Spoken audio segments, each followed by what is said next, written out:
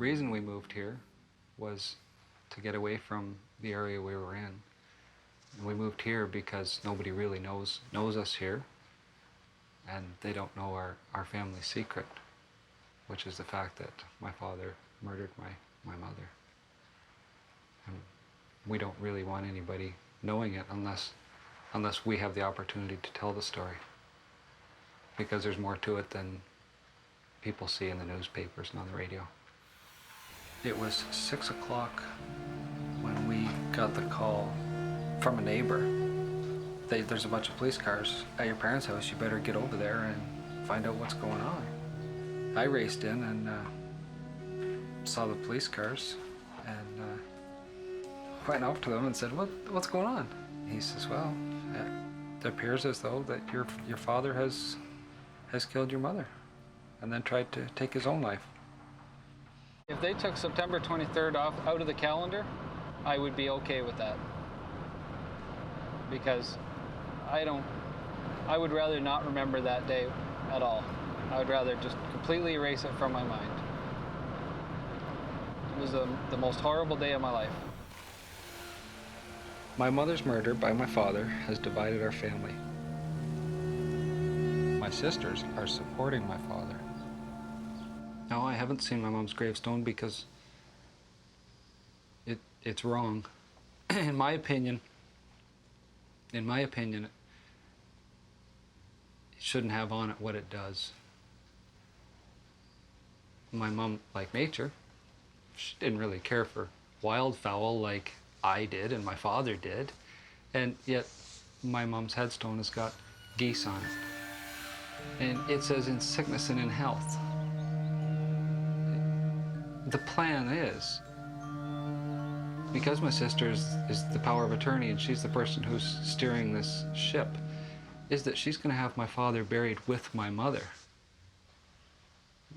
Would you want to be buried with the person who murdered you? That's wrong, in my opinion, that's wrong. I went to see Mom's grave when there was no headstone on it. And I can't speak for a year down the road or 2 years down the road, but as it stands right now, I don't think I'll ever want to go to that gravesite. This is a picture of my mom and dad with Ben. That's the picture we look at every day when everybody's happy. Okay, this is a couple of years ago. My brother Steve and son Ben out there duck hunting on the Bay of Quinte.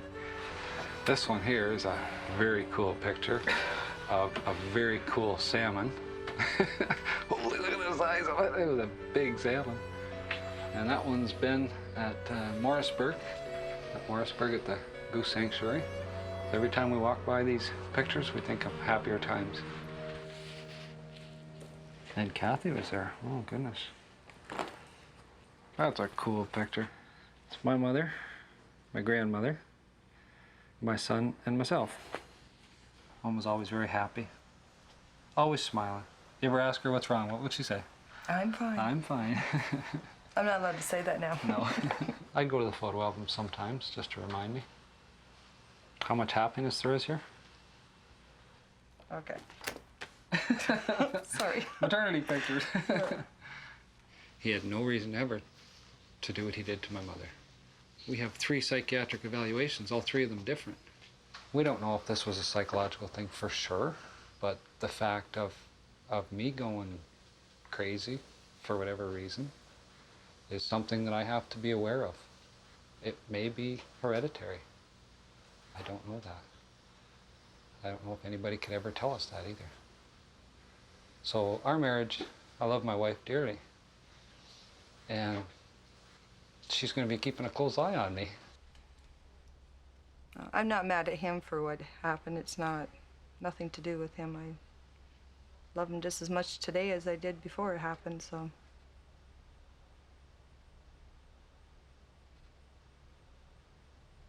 I won't trade him in.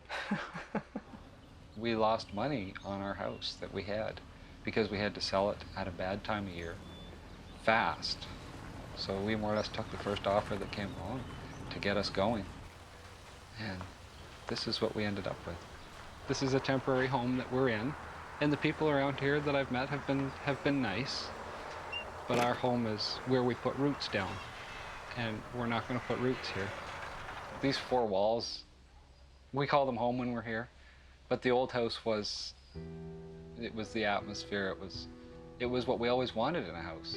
We came from a big house with a swimming pool, big garage, four-wheelers, tractors, boats, cabin cruisers, everything. It's the most amazing place to go at night. Actually, Dad and I used to walk down there at night just to listen to the animals. Now all we hear is the telephone ringing next door. I'd move back here tomorrow if I could. If I could. We had a lot of fun here. This was a lot of fun. If we hadn't moved, it would have ruined our life. Absolutely. I know it would have ruined my son's life. Ben was being tormented at school. My wife, Darcy, at work was getting a lot of customers with general concerns. Yeah, I was getting to the point where I didn't even want to go to work. I couldn't handle the pressure of the customers all the time. I tried to deal with it, but it wasn't comfortable anymore. I just couldn't do it. And for Ben's 10th birthday, because 10's a special time, we invited a bunch of kids, and two of them stayed overnight, and one came just for the party, but he wasn't allowed to stay overnight, and the other ones, they weren't allowed to come. And it might not even have been the reason, but because that happened in September and his birthday was in November, it was still really fresh. Hey, buddy!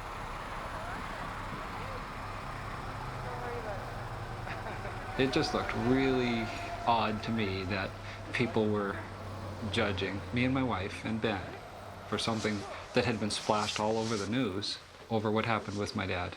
So Ben's being punished. And that broke his heart. Now, we haven't even told the teachers here what's going on because we want people to, again, Coburg is a small town, so we don't want people to treat Ben any different in schools. That's our main concern. So when it first happened, we didn't tell them. We just said they were in an accident, and he was off school for a week, and we sent him back on the Monday, and the principal asked us if we had told him what had happened, and we said no. And she said, you're gonna have to. She said, because kids will say what happened. And she said, and then he's not gonna trust you ever again because you lied to him. Well, it's kind of hard to tell your 9-year-old son that his papa murdered his grandma. He gave me a great life. He gave us a good Christian upbringing, strong values, good morals. I was proud to call him my father. He was what I wanted to be. I looked at his life and I said, I want to do that. Loved my mother very much. Just about every time he went out, he would bring flowers to her. He'd write poetry to her. They had the perfect life, perfect retirement. But the ending of the story was certainly not the way that it should be. And it's gone going. It's not done. He's still alive. He's in prison. We kind of lost both of them because we don't see him anymore either. I just said it was easier to talk about, right?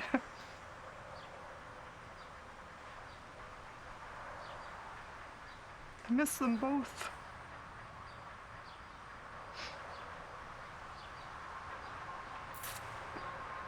So when I lost my dad, he took over my dad's spot.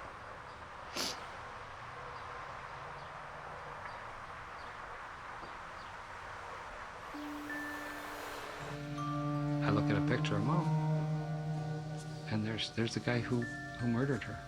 So do I love him for what he's done in the past, before this? Or do I hate him for what he's done now? My brothers have plans to visit Mom's grave on the first anniversary of her death. I'm not sure I can do it because of the headstone. You know me better than that, don't you?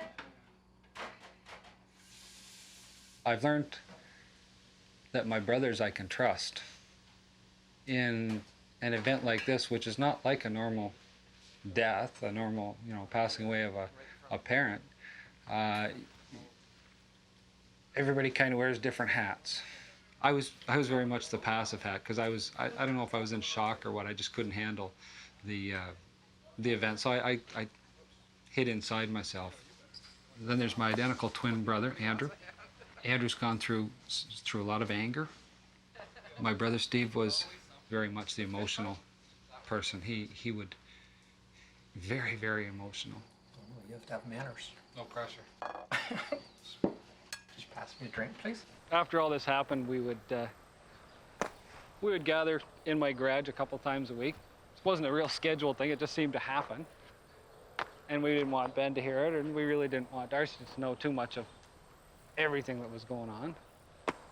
So we'd meet in the garage and we'd chuck the ball back and forth. It was just there.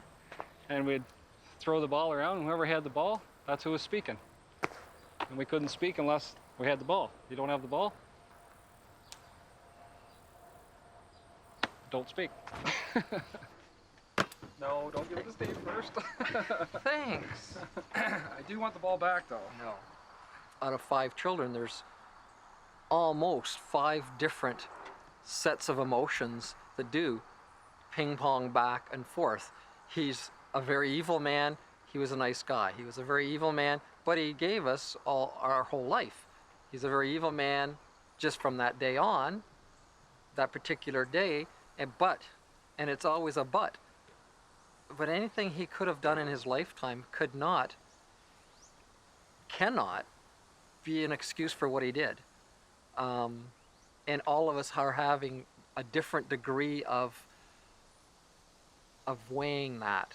My sisters have totally, seemingly forgiven him and are totally in support of him, so-called trying to get off these charges and trying to continue on with their life and his life as normal as it can be, where I personally would like to see a total, clear, 100% thorough investigation before anybody makes that decision. Our whole family has been based on family. Our love for our family, and you don't screw with those family values. Nobody screws with those family values. Sorry. Don't mess with the rules. Don't mess with the rules. I've taken a very different role on this. I'm angry. I'm mad. I'm furious that this man has betrayed our love. He did the crime. He should do the time. Gee, I wonder who taught me that, eh? How many times did we learn that since we were growing up? If you steal a chocolate bar, you take it back. Not that I ever did, but if you stole a chocolate bar from a store when you were a kid, he was the first one to march you back. He was the first one that took you guys to the police department and had the police come because you did something silly when you were young kids too. Stole a loaf of bread from behind A&P. And he turned us in. Good lesson, well taught. And you remembered it all your life. Remembered it haven't you? our whole life, that's right. Was it planned? We'll never know. But he had the knowledge. He had the knowledge. He was not injured in a vital area that would have killed him instantly. He was injured in severe areas of severe bleeding. He lived. No person should have lived what he went through. I think it was very well executed. He cut his throat, but not deep enough. He cut his wrist, but not deep enough. He cut himself in the abdomen, which would cause an amazing amount of bleeding, but he did it. How he went over the pain is beyond me, but he had a number of wounds to himself that caused a lot of bleeding. It's not an anniversary I want to celebrate. It's almost like writing a eulogy again. What do you do? I'd like to put flowers on the grave. I would like to have I- you put flowers on the grave for me. If you're gonna go to the grave, can you put some flowers on there for me as well? I can't look at that headstone and possibly... It's a disgrace. Today is the first anniversary of Mum's death. I want to think of nothing but Mum today, but I can't. I can't look at Mum in my mind and say this is the way she was and this was wonderful and everything else without Dad being there putting a knife to her. I can't think of that. You know, Steve's got binders that are a foot thick on work he's done. And it's not, all it's got us so far is the opportunity to fill out a risk assessment form. This is my risk assessment. What do you think? 118 pages of why I think our father is not safe for society. These are my opinions. These are the opinions of paid psychiatrists that they paid many thousands of dollars to try to get him off. These are 2 different hospital reports from Kingston Psychiatric Hospital explaining all their many testings, all of which do not give me a reason why to trust them. Yeah, look at that. Stabbed 10 times, 4 in the front, 6 in the back. That's the nightmare. I can't even look at it still after a year. And this is just out and out Murder. barbaric murder. There's what I have to deal with. A 2.5-year-old son that wants a picture for grandma. How do you explain to a 2.5-year-old boy that he won't see his grandma again because Pop is a butcher? I can't do this.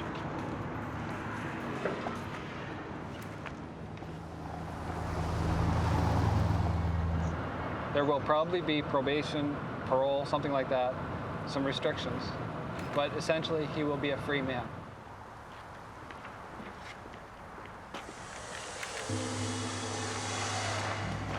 Monday, September 23rd, 2002, 1 year after Mom passed away. I wrote a poem for Mom, and Mom's listening right now. So in case she didn't read the paper, I'll say it to her. It's been 1 year since you went away. Your spirit lives in us each and every day. Your love and laughter is etched in our mind, as are the fond memories you left behind. This pointless tragedy cannot be forgotten ever, but the love of our mother will be forgotten never. Dear Mother, you gave us purpose, pride, and a clear path to see. We love you always. Darcy, Ben, and me, Alan.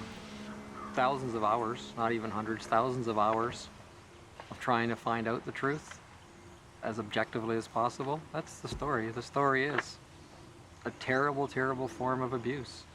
I have to tell myself what gets me through the day. And if I tell myself that he was a bastard and I should have done this and I should have done that, I won't make it through the day. I have to put good, strong, happy pictures in my mind in order to keep going. And that's what I'm doing. I don't care what anybody else says. And Steve, you're entitled to your opinion. Andrew, you're entitled to your opinion. That's okay. I am too. And before this happened, I had an awful lot of respect for him. I thought he was a great guy. I didn't see this coming. I didn't see it coming. It's one of those things I realize I've got to do. I have to go to the cemetery. I'm not gonna see it. I won't even look at the stone. I'm not there for the stone.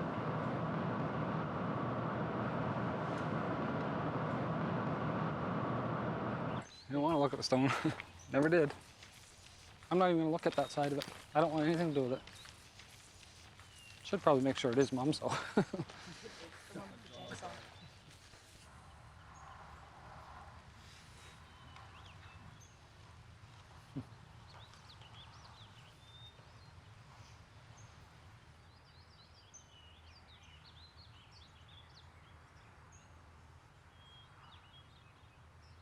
My mom's gravestone shouldn't have on it what it does. It says in sickness and in health. I can't do it exactly right. Mom expects out of me. This is weird doing this, but oh, nothing to do with that side. I think it's wrong.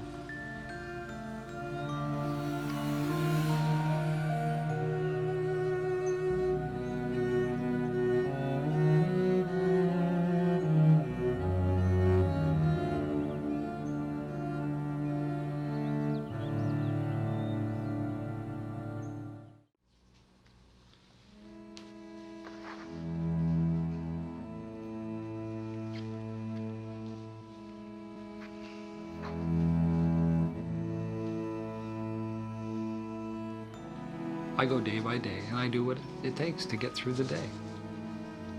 But I don't think I've really started healing. The day my father dies, I will start to heal. They're just pictures, but they're my heritage.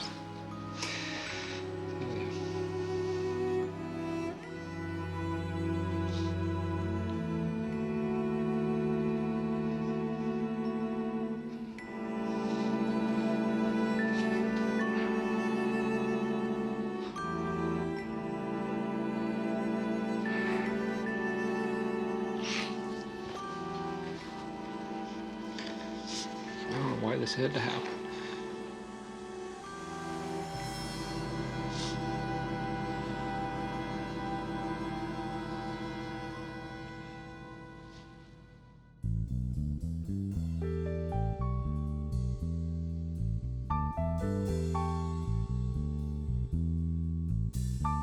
Could've said something to ease the pain. Just a few words would have made a happy home again. We were dead.